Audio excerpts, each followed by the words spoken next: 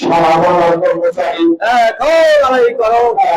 লড়াই করো। সারা বাংলার কর্মচারী দেশকে নিয়ে তার বাহানা চলবে না, চলবে না, চলবে না, চলবে না। দেশকে নিয়ে তাল বাহানা অবিলম্বে পে স্কেল দিতেই হবে, দিয়ে দাও। অবিলম্বে পে স্কেল দিতেই হবে, দিয়ে দাও। বিসমিল্লাহির রহমানির রহিম। সম্মানিত প্রধান অতিথি, উপস্থিত সম্মানিত অতিথিবৃন্দ ও সম্মানিত উপস্থিতি, আসসালামু আলাইকুম। আজকে আমরা এখানে সমবেত হয়েছি ঢাকা সহ বিভিন্ন জেলা থেকে আগত। আমাদের একটাই উদ্দেশ্য, নবম জাতীয় পে স্কেল গেজেট আকারে প্রকাশ করা। এই নবম জাতীয় পে স্কেল এটা হওয়ার কথা ছিল 2020 সালে। এই সময়ে আমরা দশম জাতীয় পে স্কেল দাবি করা আমাদের জন্য উচিত ছিল, কিন্তু আমাদের দুর্ভাগ্য, আমরা এখনো নবম জাতীয় পে স্কেল ঘোষণার দাবি জানাচ্ছি। এটা আমাদের দুর্ভাগ্য। বিগত 11টি বছর দ্রব্যমূল্যের যে অস্বাভাবিক মূল্যবৃদ্ধি, পানি, বিদ্যুৎ, গ্যাস বারবার মূল্যবৃদ্ধি করেছে, আমাদের বাসা ভাড়া বৃদ্ধি পেয়েছে, কিন্তু আমাদের যে বেতন সেটা বেড়েনি। আমরা কিভাবে এই 11টি বছর আমরা আমাদের জীবনযাপন কাটাচ্ছি সেটা আল্লাহ জানে। আমি একটা উদাহরণ দিই। আমরা যখন গ্রামে যাই তখন দেখি যে একটা গাছ দাঁড়িয়ে আছে, খুব ভালো, গাছে পাতাও আছে, কিন্তু দেখা যায় এই গাছের ভিতরে ফাঁপা। আমাদের অবস্থাও ঠিক একই রকম। আমরা সুন্দর শার্ট পরি, প্যান্ট পরি, কিন্তু আমাদের এই যে ভিতরে আমাদের পকেট শূন্য। আমাদের পরিবার বিভিন্নভাবে আমরা আর্থিকভাবে আমরা সমস্যায় জর্জরিত, শুধুমাত্র আমাদের বেতন বৃদ্ধি হয় না বিগত 11টি বছর। এই কারণে আমি একটি চরম সত্য কথা আপনাদেরকে জানাচ্ছি।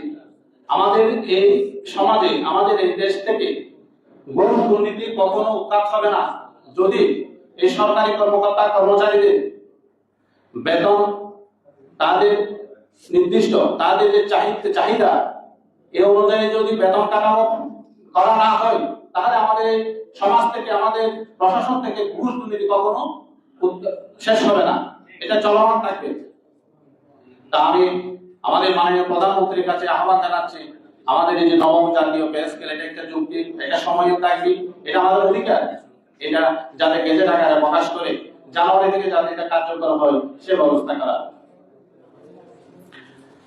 আমরা এমন এই সরকারি কর্মচারী তৃতীয় চতুর্থ শ্রেণী আমরা দেখি যে অনেক সময় আমরা সামাজিক অনুষ্ঠানেও আমরা যেতে পারি না, কারণ আমাদের যা বেতন তা দিয়ে আমাদের সংসার তো চলেই না। কিভাবে আমরা আমাদের সামাজিক অনুষ্ঠানে অংশগ্রহণ করি? আমরা একজন ডাক্তার দেখাতেও পারি না, একজন ডাক্তারের ফি হচ্ছে 1200 টাকা, ডাক্তারের কাছে গেলে পরীক্ষা নিরীক্ষা 5-6 হাজার টাকা চলে যায়। আমরা কিভাবে, আমরা তাই তো আমরা ফার্মেসিতে গিয়ে আমাদের একটা ওষুধ হলেও আমরা ফার্মেসিতে গিয়ে একটা ওষুধ নিয়ে আমরা চলে আসি, একটা ওষুধ নিয়ে চলে আসি, কারণ আমাদের সেই আর্থিক সক্ষমতা নাই। আমরা দীর্ঘদিন ধরে বঞ্চিত। আমি চট্টগ্রাম মহাশয়ে চাকরি করি। আমার দেখা মতে চট্টগ্রাম মহাশয় এমন কোন কর্মচারী নাই, কর্মকর্তা নাই যারা ব্যাংক ঋণ নেয়। শুধু ব্যাংক ঋণ না, আমাদের এই যে প্রশাসনিক গৃহ নির্মাণ লোন, গৃহ নির্মাণ ও গৃহ ক্রয়ের জমি ক্রয় লোন, কম্পিউটার লোন, আমরা এমনকি প্রভিডেন্ট ফান্ডেও কোনো কিছু বাদ যায় না। এই লোন কিন্তু আমরা বিলাসিতার জন্য দিচ্ছি না, আমরা আমাদের যে বেতনের ঘাটতি, প্রতি মাসে যে আমাদের বেতনের ঘাটতি তা সমন্বয় করার জন্য আমরা কিন্তু নিচ্ছি। এই প্রতি মাসে আমরা সুদ দিয়ে যাচ্ছি। একটাই কারণ, আমাদের বিগত 11 বছরে আমাদের কোনো পে স্কেল ঘোষণা করা হয় না। তাই এখন সময়ের দাবি, এটা আমাদের যৌক্তিক দাবি ও অধিকার। অবিলম্বে নবম জাতীয় পে স্কেল ঘোষণা করে আমাদের এই যারা আমরা সরকারি 22 লক্ষ পরিবার আছি তাদের সকলের আর্থিক যে সুরক্ষা সেটা সেটা বিবেচনা করার জন্য মাননীয় প্রধানমন্ত্রী মহোদয়ের কাছে এই বিভাগীয় সমাবেশের মাধ্যমে আবেদন জানাচ্ছি।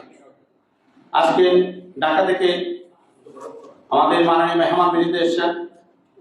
আমরা ওনাদের সাথে ওনাদের নির্দেশনায় থেকে আমরা ইনশাআল্লাহ ভবিষ্যতে আমাদের এই পে স্কেল আমরা আমাদের পে স্কেলের যে দাবি সেটা আমরা ইনশাআল্লাহ আদায় করে যাব।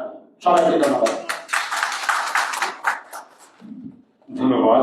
আজকের অনুষ্ঠানের বিষয়টি জনাব মোহাম্মদ নুরুল ইসলাম ভাইকে তার গুরুত্বপূর্ণ বক্তব্য দেওয়ার জন্য।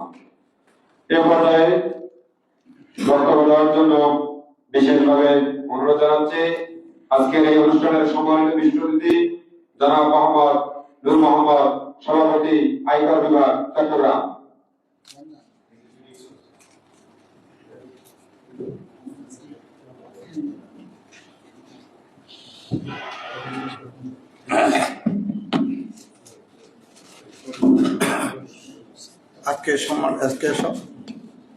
আজকে সবার সম্মানিত সভাপতি আর ঢাকা থেকে আগত মেহমানবৃন্দ, আমার বিভিন্ন ইউনিট থেকে আগত সহকর্মীবৃন্দ, আসসালামু আলাইকুম রহমতুল্লাহ বরকাতুহু। আমরা শুধু পে স্কেল বললে হবে না, আমরা জোরালোভাবে যে যেমন অভিমুখে যে যাত্রা করেছেন এরকম যাত্রা আরো করতে হবে। যদি এর মধ্যে যদি আমাদের কোনো দাবি আদায় না হয়, ওই জোরালো আন্দোলনটা আমাদের আবার বেগবান করতে হবে। আমরা এটাই সবার ক্ষেত্রে আকুল। আমরা চাচ্ছি এমনি সবাই যদি চাপাই না করি আমরা কিছু আদায় করতে পারবো না।